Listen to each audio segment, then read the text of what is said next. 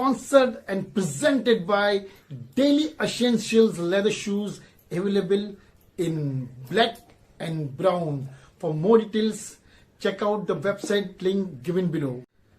दोस्तों आज हम बातें करेंगे बॉलीवुड के the only two true superstars, that is the late great mister Rajesh Khanna साहब, the first superstar, and of course the last superstar mister Amitabh Bachchan is the last superstar. ये दो ही सुपरस्टार है, बाकी सब स्टार्स ही है देखा जाए तो। एक्चुअली इनको सुपरस्टार्स भी नहीं बोला जाएगा, they are actually beyond superstars. Superstar बोले तो ब्लैक एंड व्हाइट जमाने के दिलीप कुमार साहब, सुनील दत्त साहब, राज कपूर, देव साहब, ये लोग सब सुपरस्टार्स थे।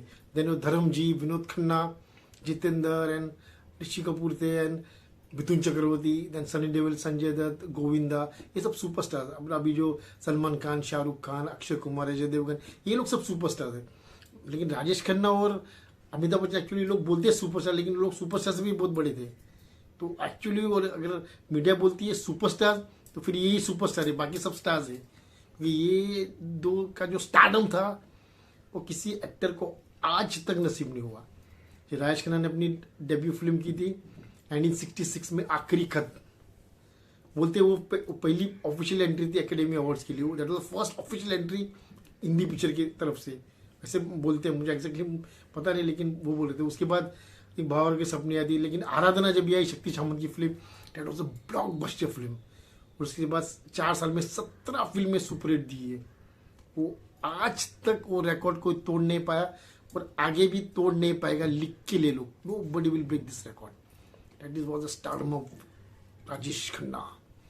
17 फिल्में सुपर डुपर हिट। उनके घर के बाहर प्रोड्यूसर्स की लाइन लगी रहती थी। आपने कभी देखा किसी एक्टर्स के बाहर फैंस की लाइन होती है, पब्लिक खड़ी रहती है, कभी प्रोड्यूसर देखे पैसे लेके खड़े रहते हैं। राजेश खन्ना घर के बाहर खड़े रहते थे, तो उनका कहना था कि ऊपर आका नीचे काका, राजेश खन्ना को काका बोलते थे। उनका भयंकर स्टारडम, मतलब आपने देखा होगा, जैसे आप जो भी कुछ भी कोई भी शहर हो, जैसे कि अभी देख लो मुंबई में बैंड्रा की बात कर लो, बैंड्रा वेस्ट और बैंड्रा ईस्ट, तो हर जगह पे एक एक पुलिस स्टेशन। बैंड्रा वेस्ट में एक पुलिस स्टेशन, बैंड्रा ईस्ट में एक पुलिस स्टेशन, या कहीं भी जाओ, चर्च गेट में जाओ, कोलाबा, एक एक पुलिस स्टेशन होता है।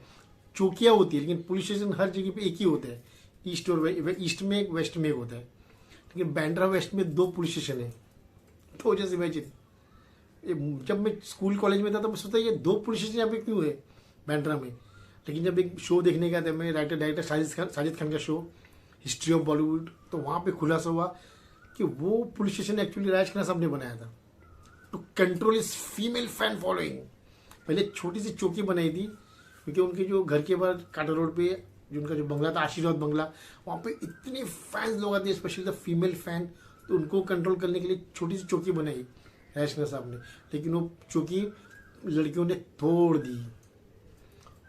जब उनकी गाड़ी आती थी राजेश खन्ना साहब की, तो लड़कियां वो गाड़ी पे चढ़ जाती थी, उसको व्हाइट कलर की कार होती तो उसको किस करके लाल कर देती थी, मतलब उनके टायर को चाटती थी, उनके जो टायर के निशान होते वो मिट्टी लेके सिंदूर लगा देती थी, उसकी गाड़ी में शादी कर लेती थी लड़कियां। That was his craze. तो उनको कंट्रोल करने के लिए चौकी तोड़ दी। फिर राजेश खन्ना साहब ने अपने पैसे से पुलिस स्टेशन बनाया काटा रोड पे। ये उस वक्त खुलासा हुआ था। Imagine, to control the crowd एक पुलिस स्टेशन बनाया जाता है। इससे आप जस्ट इमेजिन कि क्या क्रेज होगा राजेश खन्ना का। मैं तो उस वक्त पैदा नहीं हुआ था, लेकिन जो सीनियर्स हमारे बताते हो, जहाँ पे मैंने जो पढ़ा है, मैंने वो जो रिसर्च की, उससे पता चला भयंकर स्टारडम। ऐसा ही बोलते हैं जब बच्चन साहब के घर के बाहर जो लोग खड़े रहते एवरी संडे को from 1983 till date, Salman Khan के घर के बाहर, शाहरुख खान के घर के बाहर, या अजय देवगन, अक्षय कुमार, इन सब का जो फैन कंबाइन करोगे ना, तो उससे भी 3 गुना ज्यादा राजेश खन्ना के घर के बाहर खड़े रहते थे। To control that crowd, that Rajesh Khanna made that police station, just imagine। और उनके फिल्म को देखने के लिए, मतलब एडवांस बुकिंग में रात को लोग सो जाते थे दोस्तों। और उस वक्त ये क्रेज था कि फ्राइडे मैटनी शो, संडे का जो शो होता है ना 6 to 9, वो टिकट को मिली, किसी को टिकट मिली मतलब बहुत बड़ी बात है। संडे के शोज के टिकट मिले किसी को तो बंदा मतलब राजा हो जाता था। लड़कियों में उसका क्रेज होता था कॉलेज में, बोलता रहे इसके पास राजेश खन्ना की एक पिक्चर की टिकट है संडे की। तो that was his craze, Rajesh Khanna, भयंकर क्रेज। वो जब काम मांगने आते थे ना, when he was a struggler, तो स्पोर्ट्स कार में आते थे, तो प्रोड्यूसर लोग दिखते थे, अरे यार आपके पास तो हमसे ज्यादा महंगी गाड़ी है और आप हमसे काम मांगने आए हो। जस्ट इमेजिन, क्या क्रेज। मतलब एक बार तो उन्होंने किसी फिल्म की शूट पे एक पैकेट खोला था, पैकेट के ऊपर काला रबर था, तो रबर उन्होंने पैकेट खोला, रबर यहाँ लगा दिया। वो उनको पता नहीं कि रबर यहाँ रहेगा, और वो शॉट देने चले गए। और फिल्मों में जब वो सीन आया तो लोगों ने देखा राजेश खन्ना ने यहाँ काला रबर पहना है, तो पूरे हिंदुस्तान के लड़के लोग काला रबर लगाने लगे। राजेश खन्ना को पता भी नहीं था कि ऐसा सीन हो गया, ऐसा कुछ। जस्ट सी द स्टारडम दोस्तों। बांद्रा और खार के बीच में, दोनों के बॉर्डर में बीएमसी का पार्क है। एक्चुअली उसका कमला देवी पार्क नाम, उसका वो नाम है, कमला देवी पार्क एक्चुअली।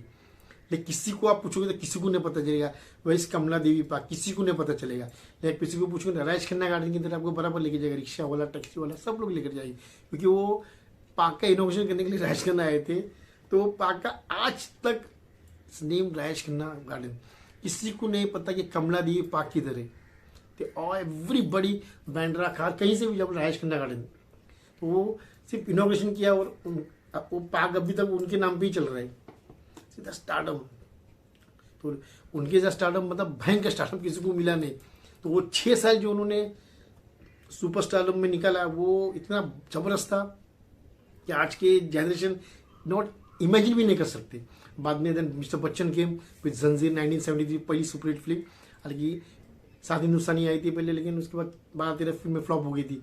और जंजीर के बाद ये बिकेम अ स्टार, और 78 से ये बिकेम अ सुपरस्टार। फिर मुकद्दर का सिकंदर भी होगा remake of, but modern type Devdas, blockbuster at the box office, all time blockbuster बनी थी। और उस पिक्चर की जब एडवांस बुकिंग हुई थी अलंकार सिनेमा में, तो थिएटर की जो खिड़की होती ना, वो पब्लिक तोड़ के बाहर तोड़ डाली थी पब्लिक, इतनी पब्लिक खड़ी थी वहां पे। मतलब रात को थिएटर के बाहर लोग सो रहे थे, वो आए, मतलब मैं खुद एक उनके स्टारडम देख चुका हूँ 80s 90s में। जब हम लोग खुद थिएटर के बाहर पूरी रात भर खड़े रहते थे, उसके बाद भी टिकटें नहीं मिलती थी। बिकॉज जो स्टारडम था अमिताभ बच्चन का, वो उनकी फिल्मों के टिकट की जो रेट्स होते थे 2 रुपया 3 रुपया होते थे। ब्लैक मार्केटर्स जो होते थे, वो लोग जो टिकट सेल करते थे, वो तो 150, 200, 300 रुपये तक जाती थी टिकटें। 2 रुपये की टिकटें 300 रुपये में लेना, मतलब it's a very big thing. यहाँ तक कि शोले, शान और शहंशाह, ये 3 फिल्मों की टिकट तो 1000 रुपये में बिकी थी, 1000 रुपये में। Just imagine, and the ticket rate was just mainly 4 rupees 5 rupees, और 1,000 में टिकट बिकी। दैट वाज बच्चन सब स्टार्टअप। और उस वक्त हम लोग रात भर लाइन में खड़े थे, और जब सब सिर्फ एक टिकट मिलती थी फ्राइडे मैटनी शो की, जब हम टिकट लेके बाहर निकलते थे ऐसे, तो ऐसे लगता था कि ऑस्कर लेके निकल रहे। वो इतना स्टारडम था उनका, और सब देख रहे, हम लोग 50 लोग देख रहे, इसके पास टिकट है, इसके पास को टिकट मिली है फ्राइडे मैटनी शो की। तो वो बच्चन साहब का स्टारडम था दोस्तों। मतलब मैंने कहीं ये भी पढ़ा था कि शान के लिए जो अमिताभ बच्चन को कास्ट किया गया, तो उनको जो फीस दी गई थी, दैट वाज उनका जो बंगलो है, प्रतीक्षा बंगलो, वो रमेश सिप्पी ने उनको साइनिंग अमाउंट दिया था। ये मैंने कहीं पढ़ा था। I don't know it's true, I don't know, it's rumour है, वो पता, लेकिन ये मैंने कहीं पढ़ा था कि Prateeksha bungalow was gifted by Ramesh Sippy to Amitabh Bachchan for Shaan. Shaan की मुझे भी याद है, इतनी बड़ी लाइन लगी थी कि 18 घंटे तक लोग खड़े थे बांद्रा की न्यू टॉकीज में, विच इज नाउ PVR। इतनी लंबी लाइन लगी थी, मतलब बाहुबली जी की लाइन भी उससे भी बड़ी लाइन लगी थी उस जमाने में। जस्ट इमेजिन, 3 रुपया 4 आना पिक्चर की टिकटें थी, and the black band 200-300 rupees.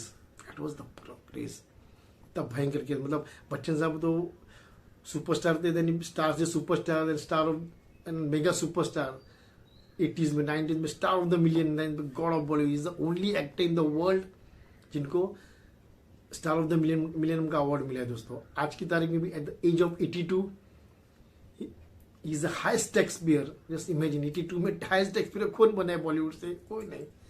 और आज भी उनके घर के बाहर लोग खड़े रहते हैं। और प्रभास के साथ उनकी पिक्चर आई जो काल की, तो प्रभास ने तो ओपनिंग ले ली फर्स्ट डे, लेकिन उसके बाद जो पिक्चर चली वो तो अमिताभ के ऊपर ही चली है। ये पब्लिक को सबसे ज्यादा काम अमिताभ का पसंद आया। सीधा इमेजिन 82 में वो लोग ये कमाल कर रहे हैं। तो जो लोग बोल रहे हैं आज के जनरेशन ये सुपरस्टार है, वो अरे वो सब बकवास है। The real 2 superstars are only the late great mister Rajesh Khanna साहब एंड मिस्टर बच्चन। राजेश खन्ना की जब डेथ हुई थी 18 जुलाई को, यानी 2012 को, 19 जुलाई को उनका फ्यूनरल था। मुझे याद है 19 जुलाई इज माई बर्थडे। तो मैं भी वहाँ था काटा रोड पे, इतने फैंस थे उनके। उतना जमावड़ा हो गया था, वो जो उनका फ्यूनरल गया था, यहाँ के बच्चन साहब की गाड़ी जाने के लिए जगह नहीं थी। Amitabh Bachchan, Abhishek Bachchan went walking, just imagine, startup of Rajesh Khanna. और मतलब उनकी जो आखिरी फिल्म आई थी वो भी 18 जुलाई को आई थी 2014 में, उनके डेथ के 2 साल के बाद, रिया सर। तो मतलब वो जो स्टारडम था वो कोई मैच ही नहीं कर पाएगा दोस्तों, राजेश खन्ना और अमिताभ बच्चन का स्टारडम कोई मैच नहीं कर। राजेश खन्ना ने जब कमबैक किया 1983 में, तो भी 3 फिल्में लाइन से सुपरहिट दी थी, अवतार, सावधान और अगर तुम ना होती।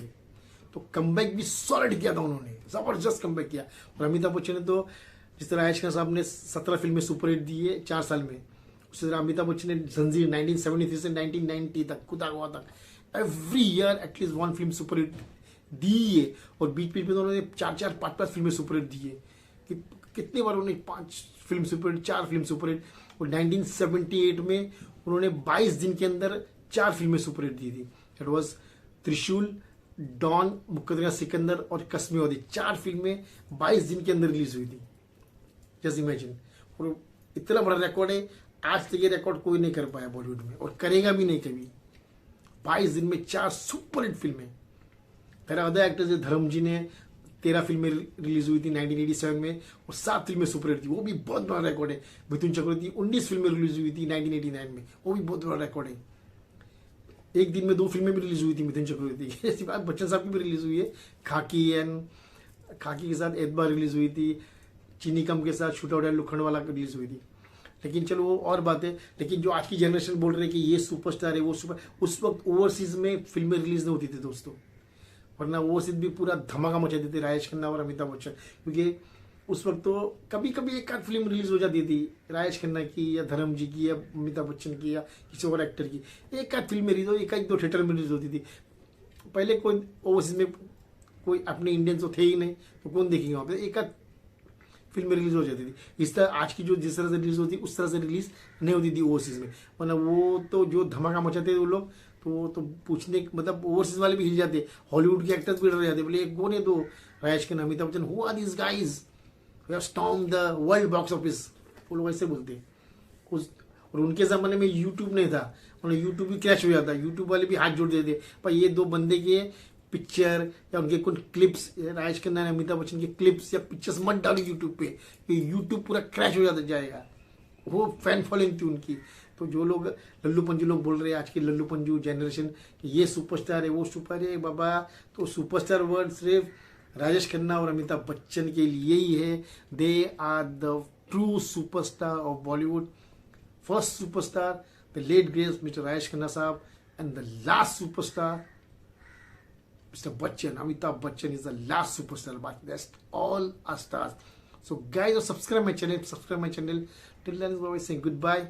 God bless you all.